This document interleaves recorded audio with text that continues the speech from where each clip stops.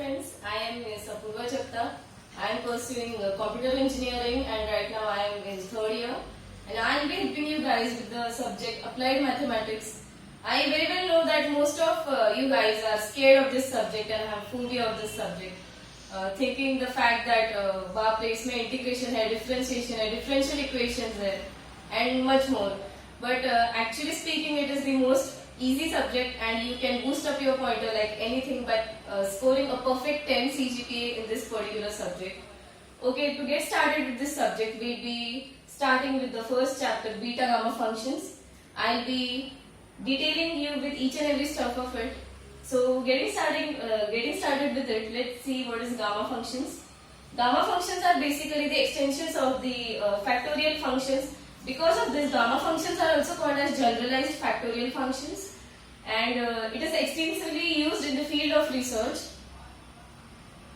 Okay, so the standard definition of gamma function is given by gamma n is equal to, defined in the interval of 0 to infinity, e to the power minus x, x to the power n minus 1 dx. Now what exactly is n? Here the value of n can be negative, positive, integer or can even be a fraction.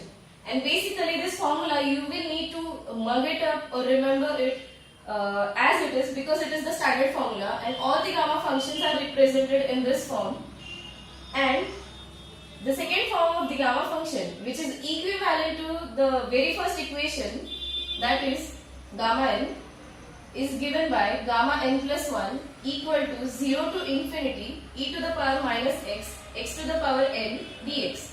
Now, if you will closely observe these two equations, what we find is that here it is purely n, whereas here your n is incremented by 1 and also that here your power is n minus 1 and here your x is raised to only n.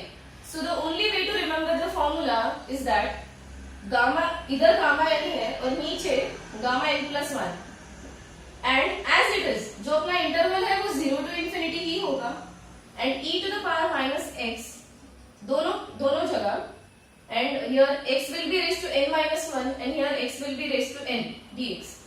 So you got to remember these two formulas. Now we'll be heading towards the properties of the gamma functions. So basically there are two properties of gamma functions which are widely used for calculating gamma of integer numbers or fractions or negative numbers while solving complex sums. So our first property is gamma n plus 1 which is equal to n into gamma n. Okay, I forgot to tell you that gamma functions are represented by Greek letter gamma or you can even represent gamma functions with the help of capital G. So if I want to represent gamma 1, this is how it will look like or like this. But gamma, this is the most widely used expression, so we'll be using this expression. Okay, property number 1, gamma n plus 1 is equal to n gamma n. Property number 2, gamma n is equal to n minus 1 gamma n minus 1. Alright, now this is the corollary. Basically it is derived on the basis of the properties. Alright, so see, gamma n plus 1 is equal to n gamma n. This is my very first property. Gamma n plus 1 is equal to n into n minus 1 gamma n minus 1. This is my second property, look, and my n is as it is.